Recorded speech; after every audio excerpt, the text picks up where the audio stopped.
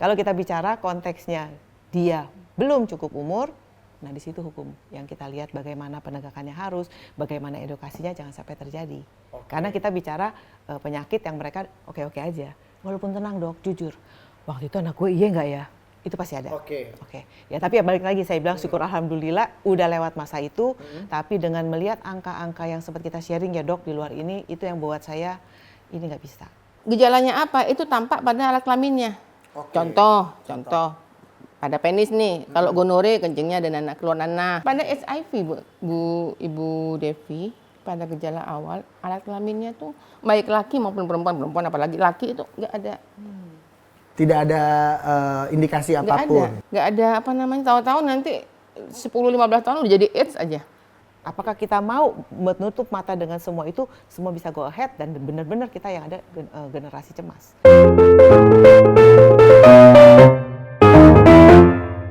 Hai Pinusian, selamat datang di Kedai Pinter, satu-satunya program edukasi seksual, kolaborasi antara pinusi.com dan juga Perempuan Sadar Vagina, mengangkat hal-hal tabu menjadi ilmu. Karena selalu ada ilmu di Kedai Pinter. Wah, kalau melihat background atau latar belakang kita ini sedang ada kumpul-kumpul remaja-remaja. Ini sesuai dengan tema kita pada hari ini. Tapi sebelumnya saya akan menyapa bintang tamu kita yang episode kali ini spesial banget. Ada Kakak Devi Taurisa, SHMH atau sebagai lawyer. Hai kakak. Halo, welcome loh. Thank you. Di Kedai Pinter. Terima kasih sudah mau berbagi ilmu kepada pinusian di rumah, ya. Dan juga ada Ibu Dr. Inge Setio Arianto selaku founder dari Perempuan Sadar Vagina. Sehat ya Bu Dokter? Oke. Lanjut. Tema kita pada hari ini yaitu penyakit menular seksual merajalela di kalangan remaja. Apakah generasi emas terancam? Wah, ini dia. Kita bedah ya Bu Dokter ya, Kak Devi ya. Oke, untuk Kak Devi nih, menurut pandangan hukum dan sebagai ibu anak muda, apa yang menjadi faktor utama tingginya angka penyakit menular seksual di kalangan remaja? Oke, mungkin saya pertama dari pandangan sebagai seorang ibu dulu ya. Betul. Ya, saya cuma bisa bilang bersyukur alhamdulillah anaknya udah lewat dari remaja. Oh walaupun gitu.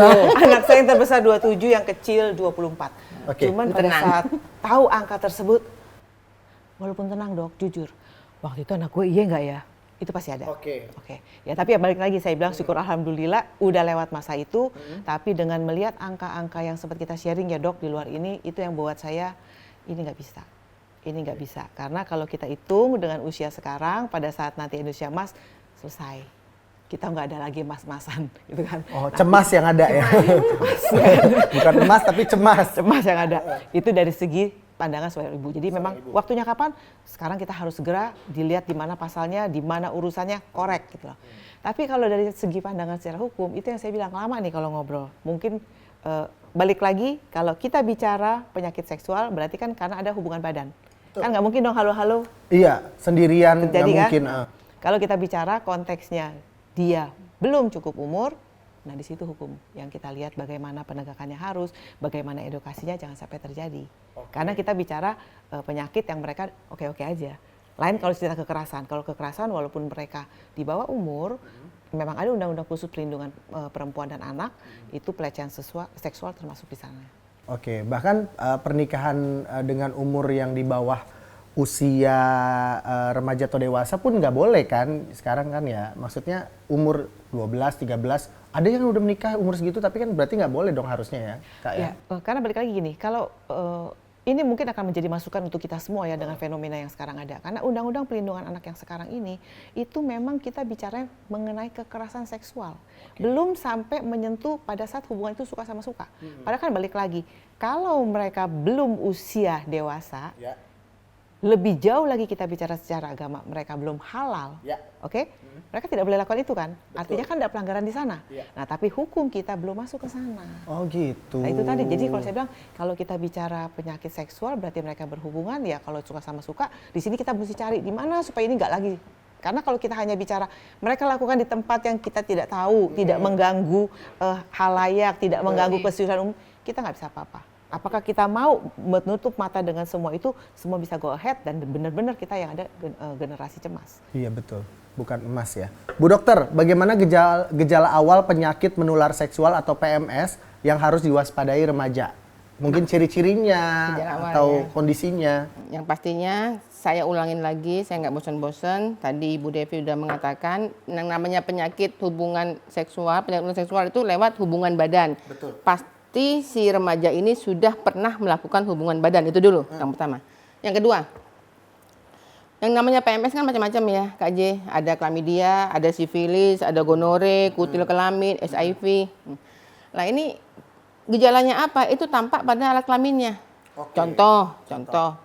Pada penis nih, kalau gonore kencingnya ada nanah, keluar nanah. Kalau sifilis di penisnya itu ada kayak borok. Oh ada luka, Ada luka kayak seperti borok. luka. Misalnya kalau vaginanya orang yang gonore, vaginanya itu ini apa kencing nanah juga. Tapi yang menjadi masalah vagina perempuan yang sifilis grade 1 grade 2 nggak kelihatan. Oh gitu, nggak Kalau kelihatan. laki-laki grade 1 kelihatan Bu Devi. Karena di luar ya, kalau Di laki-laki. luar. Sariawannya di luar. Kalau perempuan tahu-tahu udah grade 3 aja. Nah kalau grade 3 itu gimana Bu Dokter? Ya, kalau Udah grade parah 3 ya? kan udah kelainan jantung, sudah botak. Oh. Simptomnya udah menjadi kemana-mana. Raja singa. Oh, udah jadi kemana-mana. Dan lain-lain ya. Itu yang tampak pada alat kelamin kecuali HIV. Oh iya. Pada HIV, Ibu Devi, pada gejala awal, alat kelaminnya tuh baik laki maupun perempuan apalagi laki itu nggak ada. Tidak ada indikasi Nggak apapun. ada. Nggak ada apa namanya, tahu-tahu nanti 10-15 tahun udah jadi AIDS aja. Oke. Itu yang tampak di fisiknya, di vagina dan di penis. Didahului oleh hubungan badan, berikutnya 7 hari sampai 10 hari akan tampak di vagina penisnya itu. Plus gejala lainnya, ya kayak namanya infeksi ya, ada panas, ada menggigil, mungkin disertai misal melakukan oral seks juga ada sakit tenggorokan dan lain-lain. Itu biasanya yang bisa melihat kelainan itu biasanya dokter. Kalau ini kontrol ke dokter. Yang dikhawatirkan Bu Devi, anak-anak ini takut kontrol ke dokter. Malu. Malu. Lihat di YouTube, Google segala macam. lihat di Google gimana ya caranya terapinya. Memang ada sih di set antibiotik dan sekarang kan gampang kita bisa beli di maaf. Saya nggak sebut ya, Ada aplikasi gitu-gitu ada lah. aplikasi gitu-gituan yang bisa beli obat antibiotik bisa ya di situ. Itu kan tapi kan diagnosanya kan nggak benar. Akhirnya nanti obat Dosisnya juga kan dosisnya nggak benar, asal-asalan. akhirnya ke depannya resisten karena anak-anak remaja tekbal. sudah pernah melakukan hubungan badan terus sembuh. Ini remaja ya, dan tidak menutup kemungkinan dia akan Melakukan lagi. Bahkan lebih piawai karena sudah tahu nanti berobatnya kemana. Iya. Ini doang nih, obat ini selesai gitu kan. Yang bahayanya itu HIV Bu, karena HIV itu sekarang nggak kelihatan, 10-15 tahun tahu-tahu udah AIDS aja. Padahal alangkah baiknya kita mengetahui status kita pribadi masing-masing. Kalau memang terkena HIV bisa ditidurkan virusnya melalui ARV kalau nggak salah ya Bu Dokter. Tapi ya? itu kan dia kan nggak tahu kalau dia sedang terjangkit. Ya, makanya dilakukan pengecekan mungkin setiap 3 atau 6 bulan sekali. Begitu? Bukan begitu? Kalau Bu mau Dokter? nikah itu Kalau biasanya. mau nikah. Oh, iya. Program pemerintah. Kak Devi, apakah ada kebijakan atau undang-undang yang sudah diterapkan untuk menanggulangi masalah PMS pada remaja? So saya harus jawab secara langsung tidak. Cuman tapi dari ngobrol tadi otak saya langsung mikir, ya tapi balik lagi ya, ini kan buah si malakama. Kalau yang berobat mereka berani pergi ke dokter, ini at least mereka berusaha menyembuhkan. Tinggal sekarang pada saat ke dokter, dokter nanya, umur lu berapa ya? Udah kawin belum kok bisa sakit begini? Ya. Betul, di sini mungkin ada. Tapi yang ada mereka nggak jadi ke dokter dong, takut ketahuan. Ya. Nah itu tadi, jadi balik lagi kalau untuk penyakit seksualnya langsung, sorry itu saya harus bilang tidak, tapi lebih ke kekerasan seksual. Tapi kan kekerasan seksual saya bilang tadi, ada salah satu yang tidak suka, ada salah satu yang tidak merasa, jadi ada kekerasan kan. Tapi kalau suka sama suka, nggak masuk. Ya itu mungkin akan menjadi PR buat kita semua. Ya itu digarisbawahi ya Bu Kak Devi ya.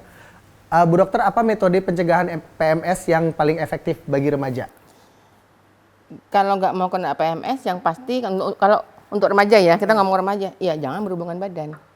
Agar otaknya terprogram tidak melakukan hubungan badan, mau nggak mau, suka nggak suka, kita sebagai orang tua, sebagai pemerintah yang memang diamanati oleh undang-undang, pemerintah itu bapak. Untuk memberikan edukasi kepada warganya, termasuk edukasi seksual. Mau nggak mau, suka nggak suka harus diberikan. harus dimasukkan ke kepala orang-orang itu bahwa hubungan seksual itu penting dan harus dilakukan. Itu harus ada di kepala anak-anak. Harus dilakukan dengan syarat dan ketentuan berlaku. Itu harus masuk ke alam bawah sadar. Mulai anak-anak ini SD, SMP. Tentunya anak SD beda dong. Anak SMP beda. Makanya ada kami dari Perempuan Sadar Vagina. Jadi ada 4 yang harus masuk, Bu Devi. Melakukan hubungan seksual ada 4 syarat. Itu harus dikerjakan, tapi ada syarat dan ketentuan. Yang pertama, hubungan seksual itu harus dilakukan sesuai dengan ajaran agama masing-masing dan norma yang berlaku. Itu yang pertama, ada 4 syarat. Yang kedua, tepat usia dan tepat orang. Pada perempuan, usianya minimal 21 tahun. Tepat orang itu di underline. Underline. Artinya bukan siapapun diajak hubungan seksual ya. Maksudnya tepat usia dulu. Ya. Perempuan umur 21, karena di umur 21 itu organ-organnya sudah siap. Laki-laki usianya 25 tahun. Karena usia 25 tahun minimal. Usia 25 tahun ini kan laki-laki ini saat kita melakukan hubungan seksual, saat penis masuk ke vagina, Bu Devi, saat itu pula melekat tanggung jawab di situ. Oke. 25 loh. Jadi ada Tahan. tapi satu ini kan sudah harus ya. Satu, nomor 2 nanti tepat usia, tepat orang. Tepat orang underline. Kenapa tepat orang? Sekali lagi, karena saat vagina masuk, penis masuk ke vagina ini ada tanggung jawab yang melekat di situ. Orangnya pun harus tepat. Karena apa? Yang bisa bertanggung jawab. Oke. Karena kan istilahnya ya, kita bukannya memandang orang status sosial, bukan, enggak. Setiap orang sama. Ya tinggal kita bisa apa enggak menyesuaikan hidup dengan orang dengan statusnya itu. Oke. Nah, kita bisa enggak di kelasnya itu. Karena ujung-ujungnya akan rumah tangga nantinya. Kan kita kan akhirnya tanggung jawabnya kita ada keturunan. Yang kedua, yang ketiga harus privacy. Nggak boleh bukan depan tempat kamera, umum bukan ya. tempat umum, di kamar, privacy. Apalagi Iya, diposting. apalagi gitu, diposting, di videoin. Yang ketiga, yang keempat harus konsensual, mau sama mau. Itu yang harus masuk ke kepala anak-anak dan itu harus masuk ke alam bawah sadar, Bu Devi, lewat edukasi seksual yang sudah kita kerjakan selama ini, berjuang ya, Bu Devi. Pemerintah mungkin kan konsennya banyak, Bu Devi, ya nggak apa-apa ya, tapi orang-orang kita inilah, Bu Devi, yang punya keinginan untuk membantu memperbaiki peradaban. Nah makanya saya harap Bu Devi bersama-sama dengan PSP yuk. Siap, edukasi dimanapun. Karena baliknya seperti dokter bilang, kalau kita bicara secara hukum artinya kan harus sah dan legal. Kita bicara di Indonesia, suatu perkawinan yang menjadi pintu membolehkan hubungan seksual itu harus sah secara negara, tapi negara tidak akan mensah kalau belum sah secara agama.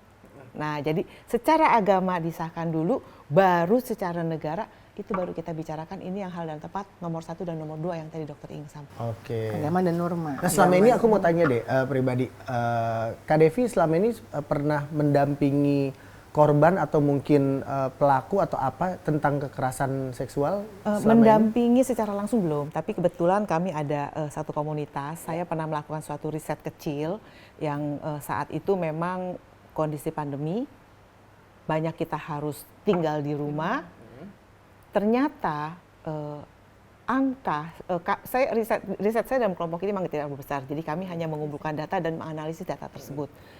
2019 1 tahun angka kekerasan itu di tahun 2020 hanya 6 bulan dan sudah naik 10%. Waduh.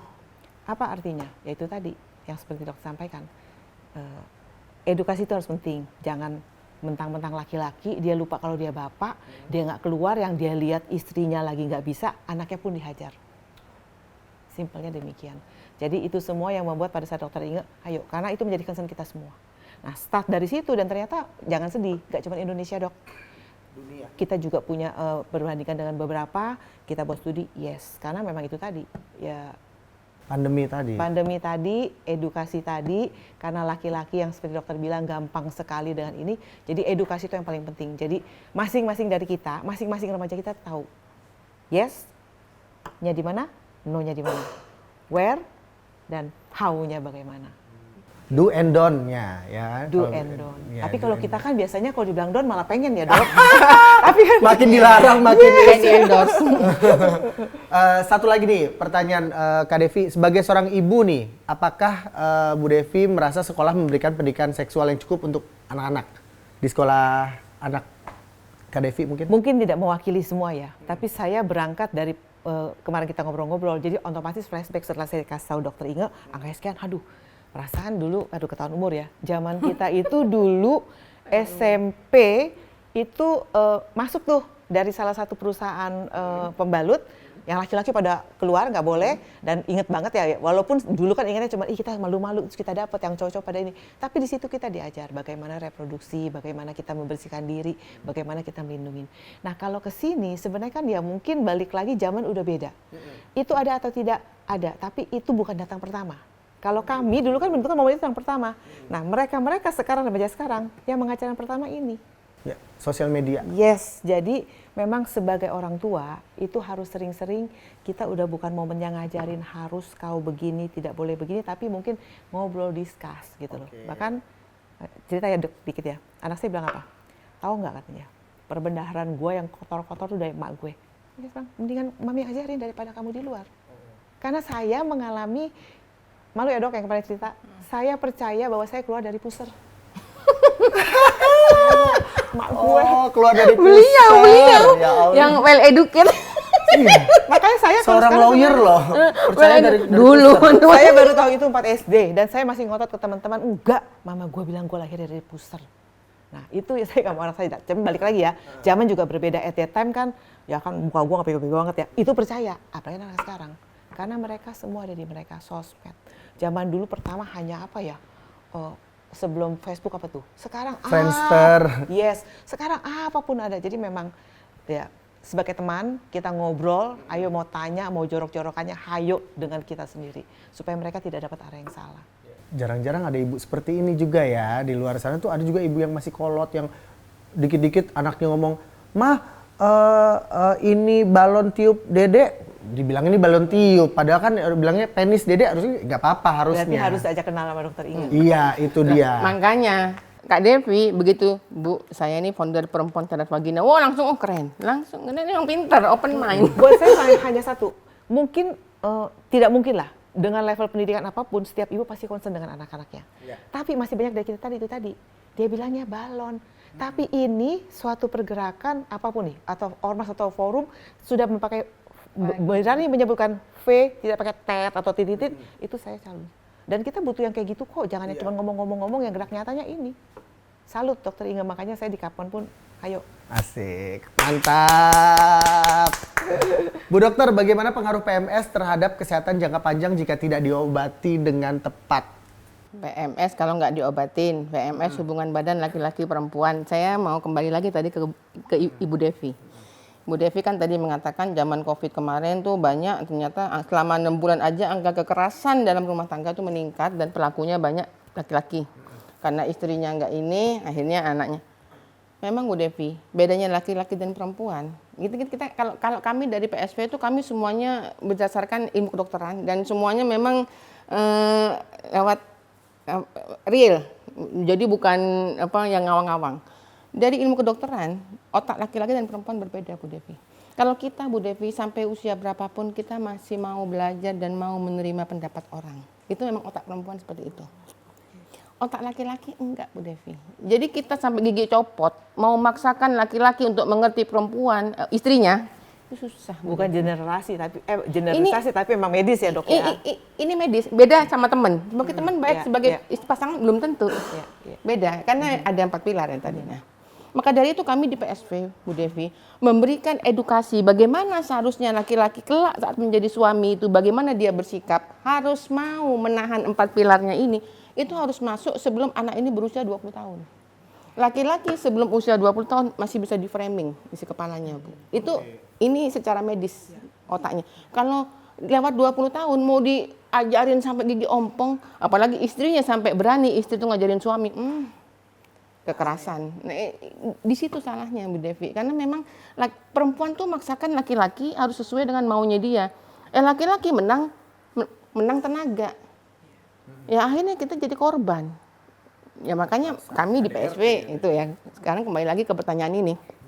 PMS kalau nggak diobatin gimana? Contoh saya ambil satu sipilis. Sipilis pada perempuan karena di fase awal 1-2 nggak susah terdetek. Fase ketiga kalau dia nggak diobatin, sipilis misalnya kalau laki-laki kan gampang.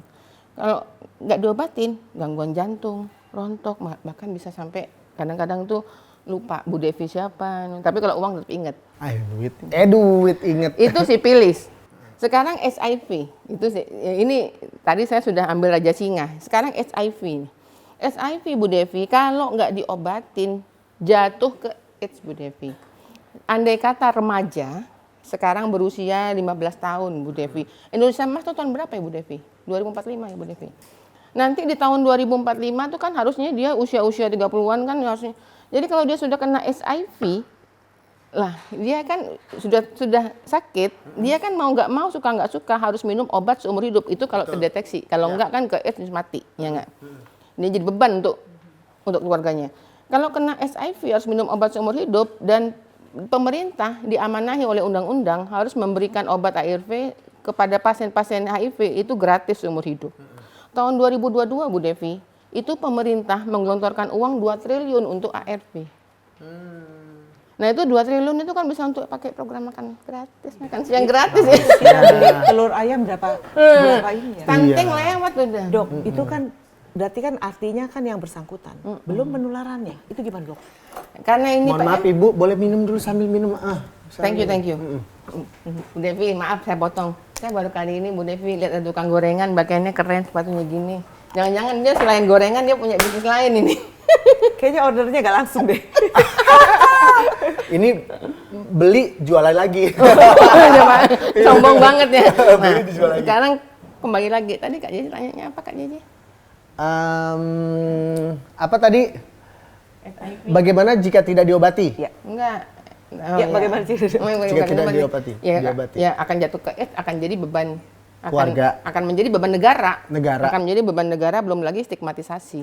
Dan orang kan termasuk menulari itu tadi ya dok ya? Orang kan nggak mau deket. Penularannya karena memang Bu Devi, namanya aja PMS.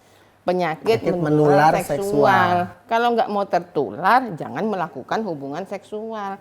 Biar remaja ini tahu bahwa hubungan seksual ini dilakukan nanti tepat. Makanya mulai SD kita ngasih edusek Bu, masuk ke alam bawah sadarnya. PSP ini ngerjain ini Bu Devi. Ayo bareng-bareng Bu Devi. Kalau kita nunggu pemerintah nggak kita cuma jalan. tunggu putih abu-abu ya dok ya? Mulai SD dong Bu Devi. Kita mulai SD jadi akan masuk, kita masukkan ke kepala mereka. Mereka itu istilahnya ya mereka tuh nggak istilahnya ya nggak pakai baju tuh hanya kalau di kamar mandi dia sendiri dan pasangan hidupnya kelak. Selain pasangan hidupnya kelak dia nggak mau, apalagi temennya. Bisa malu gitu itu ya. akan kita masukkan Bu. Dan itu bukan perkara mudah. Itu kita masukkan mulai umur 2 tahun loh Bu.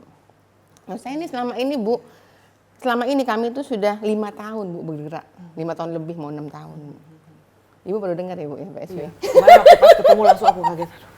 Mohon maaf, zaman dulu ya masih kecil, umur 3-4 tahun pakai kolor doang kemana-mana keluar-keluar. Itu kan nggak boleh. Itu nggak boleh.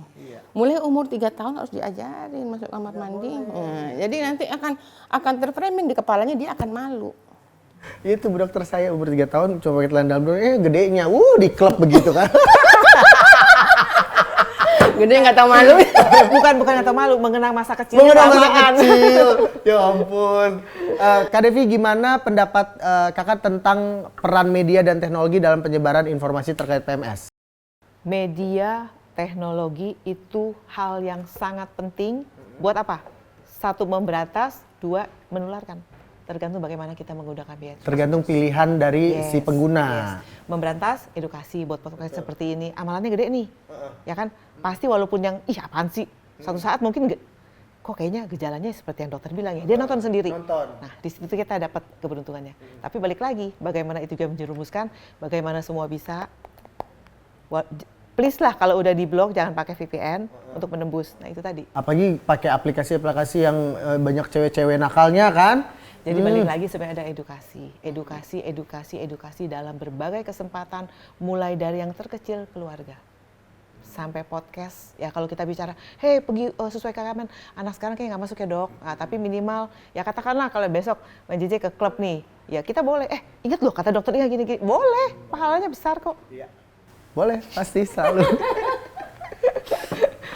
Bagaimana pandangan medis terhadap PMS yang sulit disembuhkan atau bahkan tidak bisa disembuhkan seperti HIV atau Aida Mustafa kalau kita bilang AIDS?